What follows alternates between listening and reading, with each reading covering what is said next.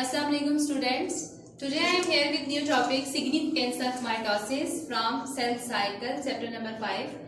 As we discussed about mitosis, its phases, karyokinesis, cytokinesis, and then now the last topic of mitosis is significance of mitosis. What is the meaning of significance? Significance means that importance. मतलब कि ये जो हमारे पास cell division है mitosis का हमें फायदा क्या है, इसकी इंपॉर्टेंस क्या है हमारे पास, तो हम वन बाय वन इसकी इंपॉर्टेंस डिस्कस करते हैं। फर्स्ट हमारे पास आ जाता है मेंटेनेंस ऑफ क्रोमोसोमल सेट, यानी कि जो हमारे पास क्रोमोसोम नंबर है, ये जो क्रोमोसोम सेट है ये मेंटेन रहता है। अब ये किस तरह से मेंटेन रहता है, जैसे कि हमने पहले भी बात की, each daughter cell receive chromosomes that are alike in composition and equal in number to the chromosomes of parent cell, यानी कि जो हमारे पास पेरेंट सेल डिवाइड करते हैं उनका जो क्रोमोसोमल सेट होता है वो बिल्कुल एग्जैक्ट कॉपी आ जाती है किसमें, डॉटर सेल्स में। तो इसमें दो बातें हमारे पास आ जाती है, एक हमने कहा अलाइक इन कंपोजिशन और सेकंड हमारे पास क्या चीज आ जाती है, इक्वल इन नंबर।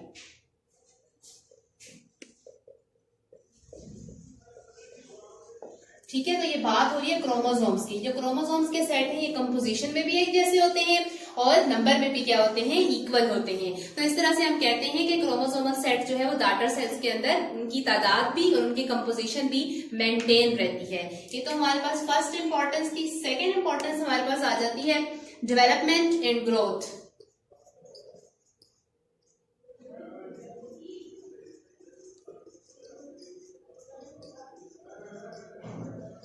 अब हम ये देखेंगे कि ग्रोथ एंड डेवलपमेंट में किस तरह से माइटोसिस हमारे पास हेल्पफुल है। You know number of cells within an organism increases by mitosis. एक तो ये बात हमारे पास आ जाती है, ठीक है, number of cells increases just by mitosis, यानी कि नेक्स्ट जो हमारे पास इंडिविजुअल में हम देखते हैं नंबर ऑफ सेल्स में जो इजाफा होता है, इंक्रीज होते हैं, वो कौन सी डिवीजन से होते हैं, माइटोसिस से होते हैं। हमने बात की थी कि माइटोसिस सोमैटिक सेल्स में होती है, तो डेफिनेटली हमारे बॉडी के जितने भी सेल्स हैं उनके जितने भी हम नंबर को इंक्रीज करेंगे तो उसमें कौन सी डिवीजन आ जाएगी, माइटोसिस। इसी तरह से हमारे पास एक सिंगल सेल से हम एक सिंगल सेल देखते हैं जिसे हम जाइगोट कहते हैं। जाइगोट जो कि हमारे पास सिंगल सेल होता है, एक सिंगल सेल से आप देखते हैं मल्टी सेलुलर बॉडी बन जाती है। मल्टी सेलुलर बॉडी, ये जिसे हम बेबी कह सकते हैं।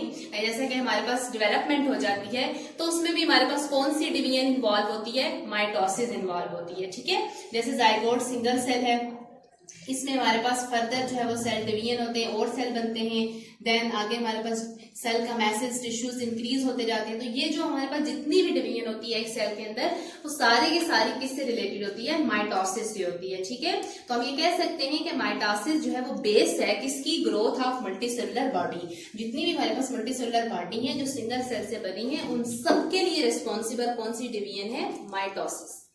ओके, नेक्स्ट हमारे पास इसकी थर्ड आ जाती है, हमारे पास थर्ड इंपॉर्टेंस हम डिस्कस करने जा रहे हैं और वो हमारे पास क्या है, सेल रिप्लेसमेंट। सेल रिप्लेसमेंट का मतलब होता है सेल्स को रिमूव कर देना, खत्म कर देना। अब हमारी बॉडी में कुछ पार्ट्स में ऐसा होता है कि जो जैसे कि स्किन सेल्स हैं या डाइजेस्टिव ट्रैक्ट के सेल्स हैं जो कॉन्स्टेंटली हम देखते हैं स्लफ्ड ऑफ हो जाते हैं और उनकी जगह नए सेल आ जाते हैं। ठीक है, तो जो न्यू सेल्स हमारे पास जितने भी आते हैं ना वो कौन सी डिवीजन से आते हैं, माइटोसिस से आते हैं। ठीक है, new cells are formed by mitosis. ठीक है, हमने कहा स्किन सेल्स हैं, डाइजेस्टिव ट्रैक्ट के सेल्स हैं जो खत्म हो जाते हैं और उनकी जगह नए सेल्स आ जाते हैं। तो नए सेल जो हमारे पास आते हैं वो माइटोसिस से आते हैं जो कि एग्जैक्ट कॉपी होते हैं प्रीवियस वालों की। ठीक है, फिर इसी तरह से हम इसके एक और एग्जांपल्स ले लेते हैं। हमारे पास आरबीसीज है, रेड ब्लड सेल्स, इनका जो लाइफ स्पेन होता है वो 120 डेज होता है।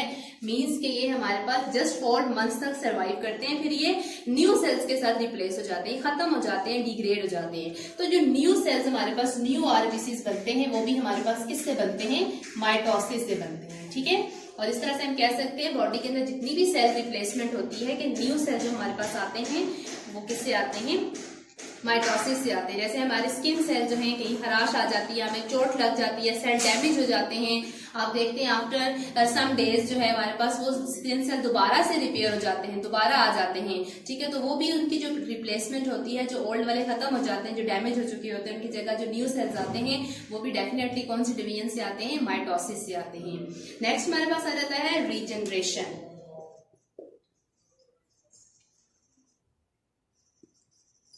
अब हम देखेंगे रीजनरेशन। रीजनरेशन क्या होता है, दोबारा से जनरेट हो जाना, दोबारा से बन जाना।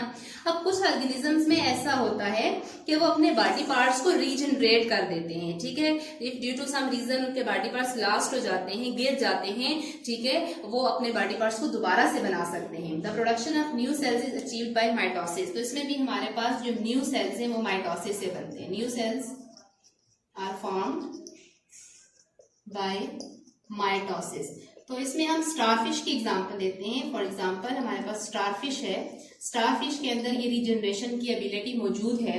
स्टारफिश में हमारे पास हमने बात की इसके जो आर्म्स होते हैं हमारे पास, ठीक है, जैसे फॉर एग्जांपल लाइक दिस, अगर एक कोई आर्म इसका कट जाता है हमारे पास, ठीक है, बाय एनी एक्सीडेंट, मतलब किसी भी वजह से इसका एक आर्म जो है अपना लास्ट कर देता है, तो नेक्स्ट ये देखें अपना ये आर्म दोबारा से इसकी ग्रोथ हो जाती है, ठीक है। ये जो दोबारा इसकी ग्रोथ होती है ये भी किससे होती है, माइटोसिस से होती है। कौन सी डिवीजन इन्वॉल्व है इसमें, माइटोसिस। तो इसी तरह से बहुत से और ऑर्गेनिज्म है जो अपने बॉडी पार्ट्स को दोबारा से रीजनरेट कर सकते हैं बाय माइटोसिस। याद रहे स्टूडेंट्स, हमारे अंदर रीजनरेशन की एबिलिटी मौजूद नहीं है। हमारी अगर फिंगर कोई कट जाती है या इवन मतलब हमारा कोई बाजू जो है वो कट जाता है, उसका ये मतलब नहीं कि वो दोबारा से बन जाएगा, ठीक है। ये एबिलिटी जो है कुछ लोअर इन्वर्टिब्रेट्स या कुछ लोअर एनिमल्स में मौजूद है, हायर एनिमल्स में मौजूद नहीं है। ओके, नेक्स्ट हमारे पास आ जाता है एसेक्सुअल रिप्रोडक्शन। लास्ट पार्ट हम डिस्कस कर लेते हैं, एसेक्सुअल रिप्रोडक्शन, ठीक है। एसेक्सुअल रिप्रोडक्शन में हम देखते हैं, कहा जाता है एसेक्सुअल रिप्रोडक्शन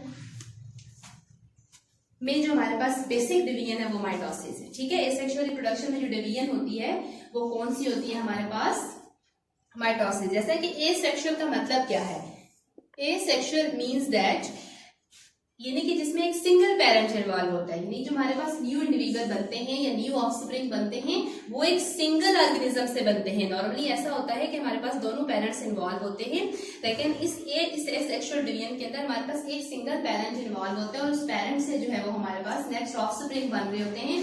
तो उसमें जो हमारे पास डिवीजन होती है वो माइटोसिस होती है, ठीक है। तो हम यूं कह सकते हैं mitosis is a mean of asexual reproduction, ठीक है। एसेक्सुअल रिप्रोडक्शन के अंदर जो बेसिक इसमें हम डिवीजन होती है वो माइटोसिस ही होती है। फॉर एग्जांपल हम हाइड्रा की बात करते हैं, जैसा कि एक ऑर्गेनिज्म है हमारे पास हाइड्रा, ठीक है। हाइड्रा जो हमारे पास ऑर्गेनिज्म है, ठीक है, रिप्रोड्यूस एसेक्सुअली बाय बडिंग। इसमें जो प्रोसेस होता है वो क्या, उसे हम कहते हैं क्या है, बडिंग कहते हैं, ठीक है। अब ये हमारे पास फॉर एग्जांपल एक हाइड्रा है, ठीक हो गया, ये एक ऑर्गेनिज्म है हाइड्रा। अब इसकी बॉडी पे एक आउट ग्रोथ सी बन जाती है, आफ्टर सम टाइम वो इंक्रीज हो जाती है, बड़ी होने लग जाती है, ठीक है। ये जो इसकी बॉडी पे एक आउट ग्रोथ सी बन जाती है, इसे हम बड का नाम लेते हैं, ठीक है। इसमें कौन सी डिवीजन होती है, माइटोसिस, ठीक है। आफ्टर सम डेज ये इसकी बॉडी से डिटैच हो जाती है, ठीक है, और ये ग्रो करके एक न्यू हमारे पास हाइड्रा बन जाता है। this division also involve budding, this also involve mitosis। तो ये मैकेनिज्म क्या है, इसे क्या कहते हैं, बडिंग कहते हैं, जिसमें भी माइटोसिस ही इन्वॉल्व है। फिर इसी तरीके से हमारे पास जो वेजिटेटिव प्रोपगेशन होती है, एक और एग्जांपल ले लेते हैं, वेजिटेटिव प्रोपगेशन।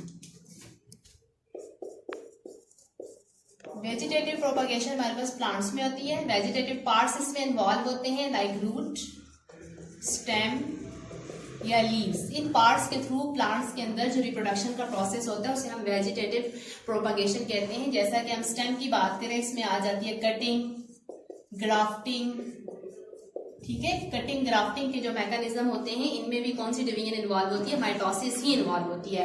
हम एक प्लांट बॉडी से उसकी ब्रांच जो है वो कट करके हम उसे जमीन में लगा देते हैं और आफ्टर सम डेज आप देखते हैं कि वो एक पौधा बन जाता है, न्यू प्लांट बन जाता है, जो कि एग्जैक्टली सिमिलर होता है उस पेरेंट प्लांट से जिससे हमने ये आउटग्रोथ ली थी या जिसे हमने ब्रांच ली थी। तो ये जो कटिंग और ग्राफ्टिंग के प्रोसेस होते हैं, इनमें भी हमारे पास कौन सी डिवीजन इन्वॉल्व होती है? माइटोसिस ही इन्वॉल्व होती है। सो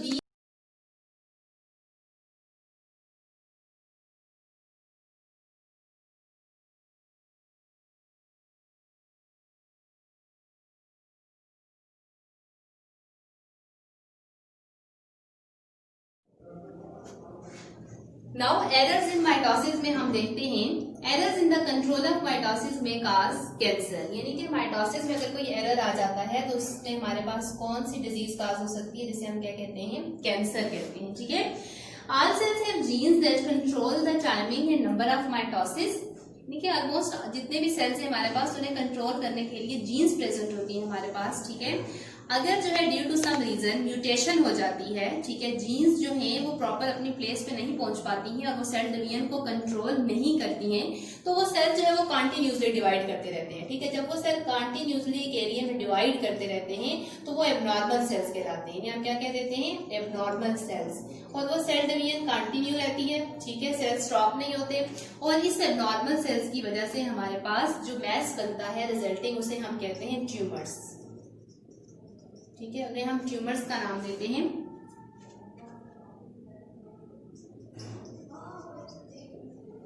अब ये हमारे पास जो कैंसर सेल्स हैं जिन्हें हम एब्नॉर्मल सेल्स कहते हैं, हमने कहा माइटोसिस डिवीजन है जिसमें सेल डिवाइड होते हैं। अब जब सेल को कंट्रोल करने वाले जीन्स नहीं पहुंच पाते, यानी कि म्यूटेशन हो जाती है, जीन चेंज हो जाते हैं, तो वो सेल कंटिन्यूसली डिवाइड होते रहते हैं, उनकी डिवीजन कंट्रोल नहीं होती, तो वो सेल क्या बन जाते हैं? हमारे पास एब्नॉर्मल सेल्स बन जाते हैं और उन्हें हम ट्यूमर्स कहते हैं। और ये एक डिजीज में होता है जिसे हम क्या कहते हैं? कैंसर। कैंसर्स में बेसिकली एब्नॉर्मल सेल डिवीजन होती है which we called as tumours. और ये ट्यूमर हमारे पास जो है, इनकी आगे 2 टाइप्स आ जाती है। ठीक है। ट्यूमर्स को हम 2 टाइप्स में ले लेते हैं। एक हमारे पास होते हैं बिनाइन ट्यूमर्स, एक हमारे पास होते हैं मैलिग्नेंट। ठीक है। एक हमारे पास क्या है? बिनाइन ट्यूमर्स है, एक हमारे पास मैलिग्नेंट है। अब इन दोनों में होता क्या है? अगर तो ऐसा हो हमारे पास कि ये जो एब्नॉर्मल सेल्स है, इनकी जो डिवीजन हुई है, अगर ये अपनी ओरिजिनल लोकेशन तक ही रहे, मीन्स कि लोकल एरिया तक रहे, इसीलिए हम लोकल का वर्ड भी यूज कर सकते हैं। जैसे एक खास एरिया में डिवीजन चल रही थी, अगर तो ये इसी एरिया तक ये रहे, ठीक है, बाकी सेल्स को अपने साथ ना मिलाएं, तो अगर अपने लोकल एरिया में रहे तो उसे हम बिनाइन ट्यूमर्स का नाम देते हैं। ये तो है इतने डेंजरस नहीं होते। बट दूसरी जो हमारे पास सिचुएशन आ जाती है, जिसे हम कहते हैं malignant, these involve other tissues, ये दूसरे टिश्यूज को साथ इन्वॉल्व कर लेते हैं, इन्वेड अदर टिश्यूज। ठीक है। ये दूसरे टिश्यूज को साथ शामिल कर लेते हैं, तो इसका मतलब है कि ये बीमारी जो है वो फैलने लग जाती है बॉडी में, जगह जगह जो है वो क्या बनने लग जाते हैं? ट्यूमर्स बनने लग जाते हैं। इसे कैंसेरियस भी कहते हैं, मैलिग्नेंट ट्यूमर्स भी कहते हैं। And their cells are called cancer cells. ठीक है। Such tumours can send cancer cells to the other parts, इस तरह से बाकी पार्ट्स को साथ इन्वॉल्व कर लेते हैं, बाकी पार्ट्स की तरफ ये जो है अपने कैंसर सेल्स को इन्वॉल्व करते हैं। तो ये जो हमारे पास स्प्रेडिंग स्टार्ट हो जाती है डिजीज की, spreading of disease,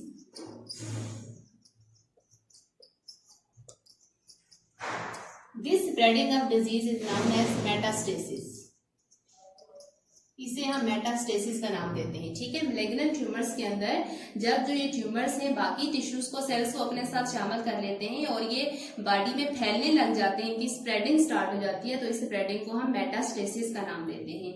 this is about errors in mitosis.